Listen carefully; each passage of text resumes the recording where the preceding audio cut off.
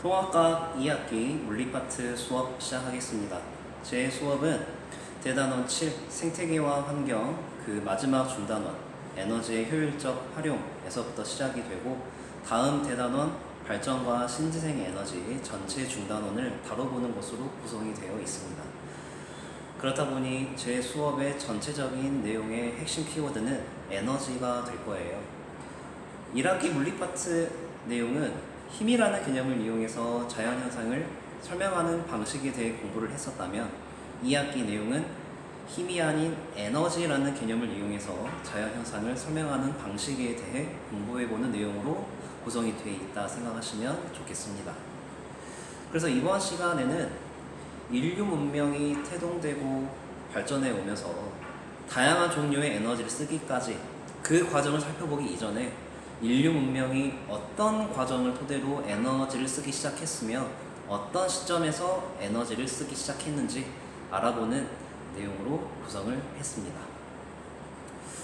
일단 인류가 처음에는 네 발로 기어다니다가 두 발로 서게 되는 직립보행을 하게 되면서 얻게 된 이점을 알아보는 것으로 시작을 할게요. 인류가 직립보행을 하게 되면서 얻은 이점들은 굉장히 많지만 두 가지 정도만 알아보고 가겠습니다. 일단 첫 번째, 네 발로 기어다니다가 두 발로 서게 되면서 이 손이라는 것을 사용할 수 있게 되었죠. 사람의 신체 구조상 이 손과 뇌의 전두엽이 신경으로 이어져 있다 보니 이 손을 활발하게 쓰다 보면 전두엽에 자극이 가게 되고 이게 뇌의 발달을 촉진시켰대요. 그래서 인류가 더욱 똑똑해질 수 있었던 거죠. 그래서 도구와 불을 사용할 수 있는 경지에 이르게 됩니다. 특히 불을 사용하게 되면서 인류는 엄청나게 발전하게 돼요. 첫 번째로 날 것을 익혀먹기 시작하면서 생존 확률이 올라가게 되고 보통 날 것을 소화시킬 때는 에너지가 엄청 소비된다고 합니다. 그런데 익혀먹기 시작하면서 소화시키는데 투입됐던 에너지들이 다른 곳으로 쓰일 여지가 생긴 거죠. 바로 이 뇌의 발달. 안 그래도 발달되어 가던 뇌의 속도에 더욱 가속이 붙습니다. 이 점이 이점이고요. 또 하나의 이점은 구석기 시대의 인류와 영장류의 얼굴을 봐야 될 것 같습니다. 선생님이 첨부한 사이트에 사진이 들어있으니 보시면 좋을 것 같아요. 두 차이를 보시면 눈에 있습니다. 바로 검은 자와 흰 자의 구분 여부예요. 원래 인류는 네 발로 기어다녔을 때에는 구분이 안 됐다라고 합니다. 그런데 두 발로 서게 되면서 시야가 조금 더 넓어지다 보니 그 과정에 어떤 진화적인 기제가 적용이 되면서 이 검은 자와 흰 자가 구별이 되기 시작하더래요. 보통 포유류들은 검은 자, 흰 자가 구별이 되지 않아서 정확히 어디를 보고 있는지 분간하기가 어렵습니다. 반면 인간은 검은 자와 흰 자가 구별이 잘 되기 때문에 시선 처리가 되어서 이게 의사소통의 시발점이 되었다는 거죠. 따라서 다른 포유류에 비해 의사소통이 가능했던 인류는 보다 협업하기가 쉬워서 의사소통이 되었으니까 그래서 이 협업을 기반으로 수렵과 채집이 용이해졌고 이 의사소통을 기반으로 공동체 문화를 이룩하면서 구석기 시대를 열었다고 합니다.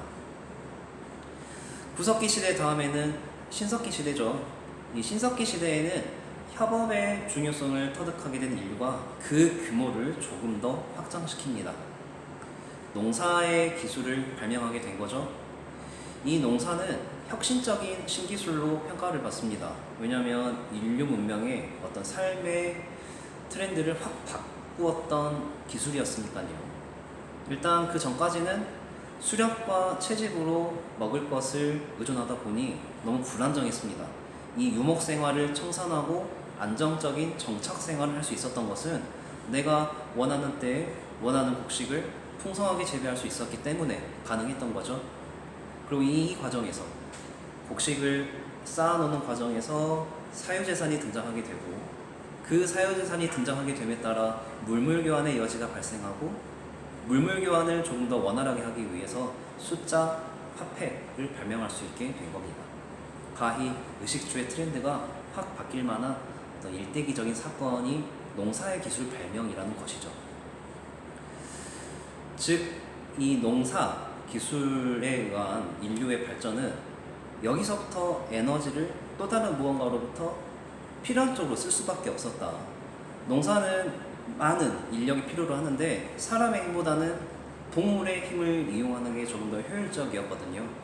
인류는 야생의 동물을 가축으로 길들여서 그들로부터 에너지를 얻는 법을 알게 된 겁니다. 바로 신석기 시대부터 인류는 어느 무언가로부터 에너지를 얻기 시작했다는 거예요. 그런데 이 시대까지는 가축을 이용한 농사 활동이라든지 바람의 흐름을 이용한 돛담배, 그리고 물의 흐름을 이용한 물레방아, 사실 그 기계적 에너지 자체를 활용하는 단순한 형태였어요. 그런데 똑똑해진 인류가 식물이 자신의 양분을 스스로 합성하는 과정, 광합성을 연구하고 이해할 수 있는 경지에 이르렀기에 그들은 어떤 임의의 에너지를 인류에게 필요한 기계적인 에너지로 가공할 아이디어를 얻습니다. 더불어서 그 과정에서 에너지라는 것은 다른 형태로 전환될 수 있으며 그 전환 과정에서 에너지는 새로 생기지도 소멸되지도 않기 때문에 전체적인 에너지의 총량은 항상 일정하다는 에너지 보존 법칙까지 알아내게 돼요.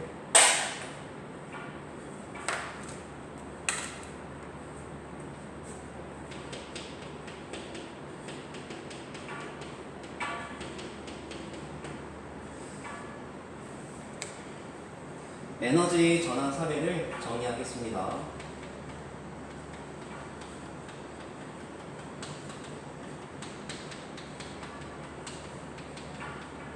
아까 광합성 과정에서 에너지 전환을 예시로 들었었죠? 광합성 과정에서는 빛 에너지가 화학 에너지로 바뀌는 에너지의 전환 과정이 발생합니다.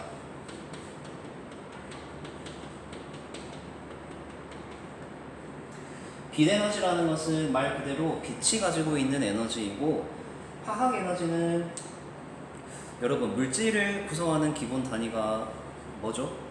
네, 분자죠. 그 분자를 구성하는 기본 단위는 원자입니다. 그 원자의 결합 구조에 내재되어 있는 에너지가 화학 에너지예요. 광합성의 경우에는 식물이 물과 이산화탄소를 이용해서 포도당과 산소를 만들어내는, 즉 새로운 분자를 구성하는 화학 반응이죠. 그때 빛 에너지가 있음으로 인해서 새로운 분자의 구성, 즉 원자의 결합 구조를 변경시키는데 활용되는 화학 에너지로 전환됐다는 겁니다.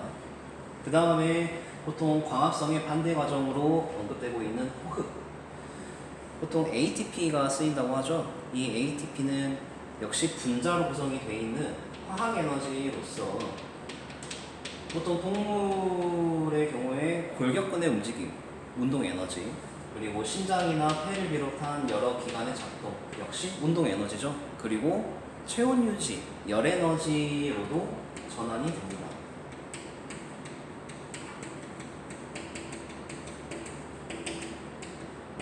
중요한 포인트는 에너지라는 것은 한 형태에서 다른 형태로 전환되는 것이며 그 과정에서 에너지의 총량은 일정하다라는 거, 이게 포인트예요. 이 생체에서 발생하는 에너지 전환 과정을 어떤 한 과학자가 실험으로 연출하고 재현하는 과정에서 중요한 사실을 깨달아요. 그 과학자는 바로 줄입니다. 여러분, 줄은 처음 들어본 사람 아니고 우리가 1학기 때 공부했던 중력 포텐셜 에너지 그리고 운동 에너지를 정의했었던 그 단위가 줄이었는데 그 줄이 바로 그 과학자 줄 이름이에요. 줄은 회전할 수 있는 날개가 담겨있는 용기에 물을 담고 날개를 회전시키는 실험을 한 겁니다. 그때 물의 온도가 올라가는 것을 확인했더래요. 그래서 줄은 날개를 회전시키는데 투입된 일과 물의 온도 증가에서 비롯된 열 에너지의 정량적인 관계를 정의한 겁니다. 줄에 따르면 4.2줄이라는 일의 양은 1칼로리에 해당되는 열 에너지와 같다라는 관계를 주장하게 되는데요. 이 실험을 토대로 줄이 알아낸 것은 열과 일은 서로 동등한 관계다라는 겁니다. 근데 이 아이디어가 식만 보면 별거 아닌 것처럼 느껴지겠지만 이 아이디어 덕분에 인류의 삶의 트렌드가 또 한 번 확 바뀌게 돼요. 줄이 물론 그런 것을 의도하고 실험한 건 아니었지만 이 실험 결과를 또 다른 과학자들이 보면서 인사이트를 얻은 거죠. 열과 일이 같네. 그러면 열 에너지가 일로 바뀔 수 있겠네. 열로 일을 물을 끓여서 기계를 작동시키는 증기기관을 개량하고 상용화에 혁혁한 공을 세운, 그래서 영국의 산업혁명을 발흥시킨 제임스 와트가 증기기관을 개량할 수 있었던 그 모티브에는 바로 줄의 실험이 있었다라는 거.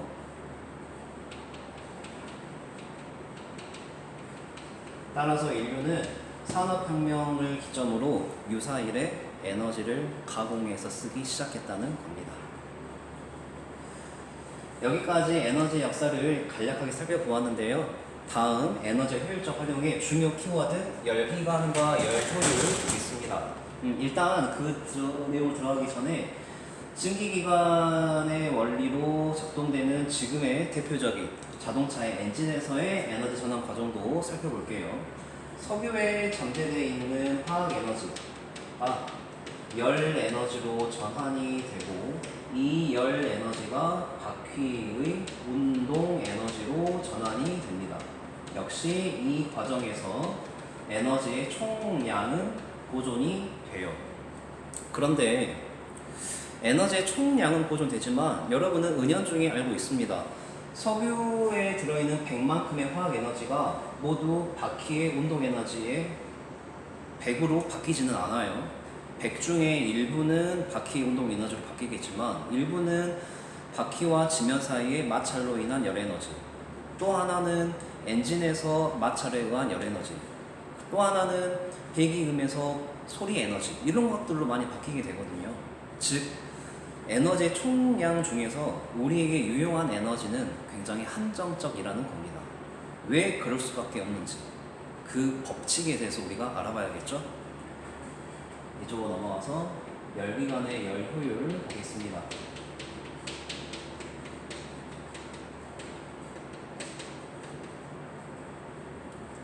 그 근본 법칙을 공부하기에 앞서서 여러분은 시간이라는 개념에 대해서 한번 상기해 볼 필요가 있어요. 이 시간이라는 거, 사실 우리가 지금까지 공부했던 물리 법칙들, 뉴턴의 운동 법칙이라든지 에너지 보존 법칙은 시간의 방향에 큰 구애를 받지 않습니다. 가령 F는 ma라는 식의 시간을 마이너스 값으로 뒤집어서 놓더라도 법칙 자체에는 아무런 영향을 주지 않기 때문이죠.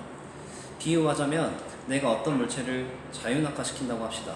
이거를 카메라로 촬영한다고 할게요. 그 촬영한 영상을 거꾸로 재생시키는 거를 누군가에게 보여준다면 그 사람은 이거를 굳이 거꾸로 돌려서 재생하는 거라 생각하지 않고 이 물체를 위로 던졌구나 라고 생각하게 될 겁니다. 왜냐하면 그 거꾸로 재생시킨 영상이 위로 던져 올린 연식 상방 운동의 경향과 똑같거든요. 다시 말해서 자유낙하하는 물체의 운동과 연직 상방 운동하는 물체의 운동 경향은 F는 ma로 정확히 설명이 됩니다. 시간을 마이너스로 뒤집더라도 법칙에는 아무 문제가 없어요. 그런데 유리컵이 박살나는 과정을 촬영해서 이거를 거꾸로 되돌리는 것을 보여준다면 그걸 보는 사람들 10중 8구는 다 이상하다고 여깁니다. 왜? 깨진 유리잔이 스스로 복원되는 일은 현실에서 절대 일어나지 않거든요.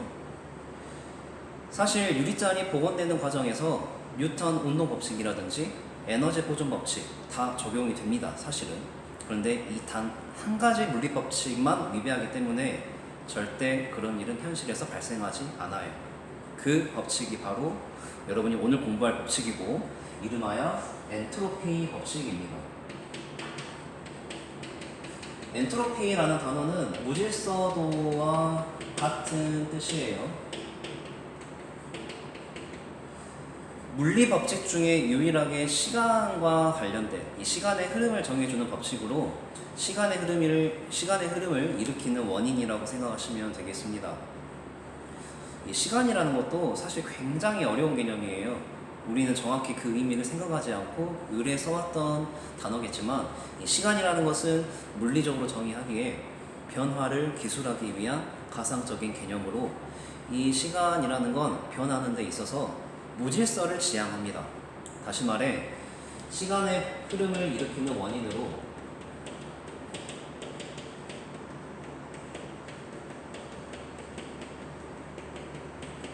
그 시간의 방향은 무질서를 지향한다. 이게 엔트로피 법칙이에요. 따라서 시간은 항상 질서 정연한 거에서 무질서한 모습을 향하며 흐르는 일방향입니다. 한 방향으로만 흘러요. 그게 우리에게 다가오는 것은 과거에서 현재에서 미래로, 이렇게 0.5차원으로만 시간이 존재하지 그 방향, 역순으로 절대 흐르지는 않습니다. 왜? 엔트로피 법칙을 적용해야 되기 때문에. 이 엔트로피 법칙은 에너지 보존 법칙에 필적할 만한 굉장히 근본적인 법칙이에요. 이 엔트로피 법칙 때문에 역학적인 현상이나 전자기하학적인 현상이나 열 현상이나 파동 현상이나 모두 적용이 되는 건데, 지금 우리가 공부하는 내용이 굳이 따지자면 열 현상에 관련된 물리다 보니 열 현상에서 엔트로피 법칙이 적용되기 때문에 한 방향으로 정해지는 게 무엇인지 알아야겠습니다. 그게 바로 열의 이동 방향이에요. 중학교 때 공부했습니다. 이 열이라는 것은 뜨거운 물체에서 차가운 물체로 스스로 이동한다는 것. 이렇게 이동하는 방향이 정해질 수밖에 없었던 이유는 엔트로피 법칙 때문이다 라고 정리하시면 좋겠습니다. 그래서 뜨거운 물체랑 차가운 물체를 접촉을 시켜 놓으면 뜨거운 곳에서 차가운 곳으로 열이 이동하다 보니 뜨거운 물체는 온도가 점점 내려가고 차가운 물체는 온도가 점점 올라가면서 온도가 같아지는 순간 더 이상 열 에너지 이동이 생기지 않는 열평형 상태에 도달한다 라고 배웠었죠. 반대로 열이 차가운 데서 뜨거운 데로 가버려서 뜨거운 게 더 뜨거워지고 차가운 게 더 차가워지는 그런 일이 생기지 않습니다. 왜? 엔트로피 법칙 때문에. 엔트로피 법칙은 다시 말하지만 에너지 보존 법칙이 필적할 만한 굉장히 근본적인 법칙이에요. 이 열의 이동을 이용한 기계가 바로 열기관입니다.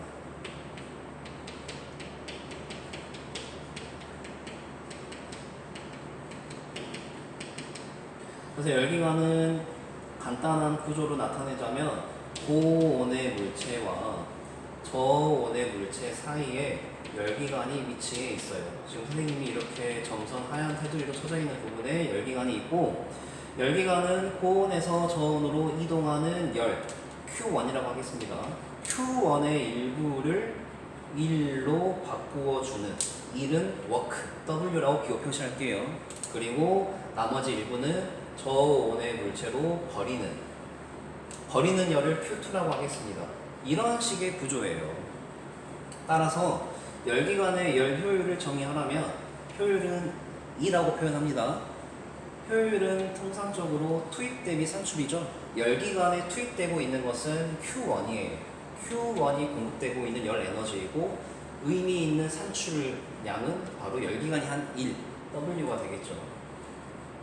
자, 그리고 에너지 보존 법칙에 의해 투입된 열로부터 열기관의 1, 그리고 버려지는 열, 이것의 합이 투입된 열 에너지와 똑같아야겠죠? 그렇게 말할 수 있는 근거는 에너지 보존 법칙 때문에.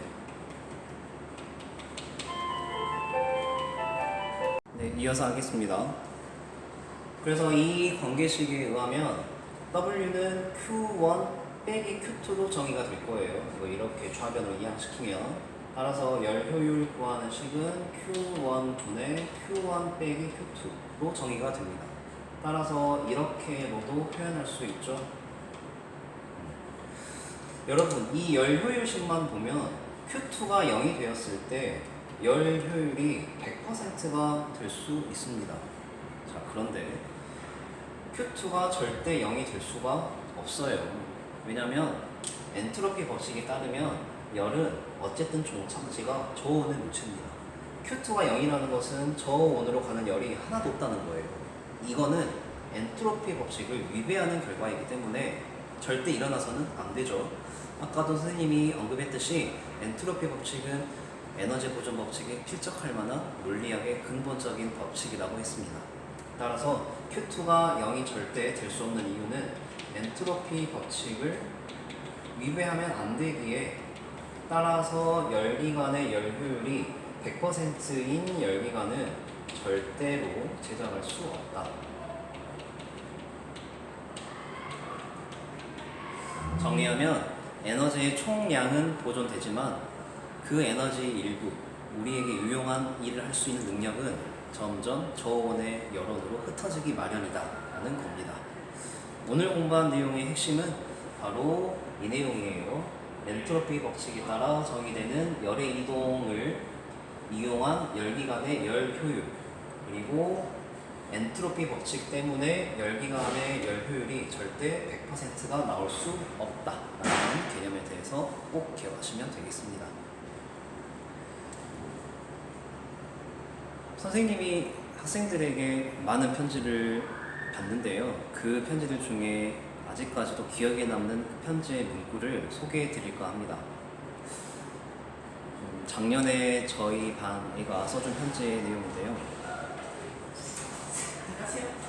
왜 이렇게 빨리 왔어? 아니 여기 수학면에 그냥 포즈를 잃어버렸는데 여기 있네요. 다행이다.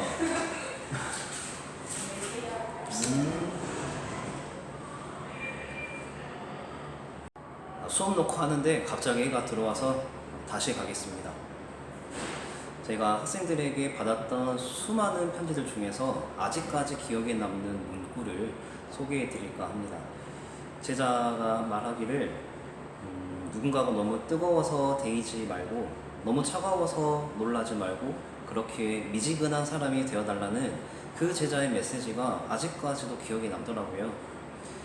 제자의 의중은 직업적인 특성상 수많은 학생들을 마주할 것이기 때문에 그 많은 학생들로부터 최대한 상처를 덜 받았으면 좋겠다라는 그 예쁜 마음을 열의 이동으로 비유한 게 제 마음에 고스란히 전달이 되었기 때문입니다. 그 예쁜 마음 덕분에 오히려 저는 정말 좋은 선생님이 돼야겠다, 오히려 제 열정이 더욱 뜨거워져 버리더라고요. 오늘 여러분에게 추천해드릴 노래는 에스파의 스파이시라는 노래인데요. 오늘 우리가 공부했던 내용은 이 열기관의 열 이동이었습니다. 열기관의 경우에는 뜨거운 물체에서 차가운 물체로 이동하는 열의 일부를 일로 바꾸어주는 장치, 즉 열기관이 일을 할 수 있었던 이유는 열의 이동, 즉 그 온도차에 있었어요. 만약 이 온도차가 0에 수렴되어 가버리면 열의 에너지 이동이 막혀버리게 되겠죠. 우리의 인생도 마찬가지입니다. 초반에 가슴에 품었던 그 뜨거운 열정이 냉혹한 현실에 짜게 식어가면서 그 온도차가 0에 수렴되어 가게 돼버리면 나를 발전시킬 에너지의 흐름이 막혀버릴 때가 와요. 그럴 때 그 식어가던 열정에 뜨거운 열을 지펴줄 수 있는 것은 내 주위 소중한 사람들이 보내주는 지지와 격려, 그 뜨거운 정에 있지 않나 라는 생각에 마음이 뜨거워집니다. 오늘도 물리를 통해 인생을 배웁니다.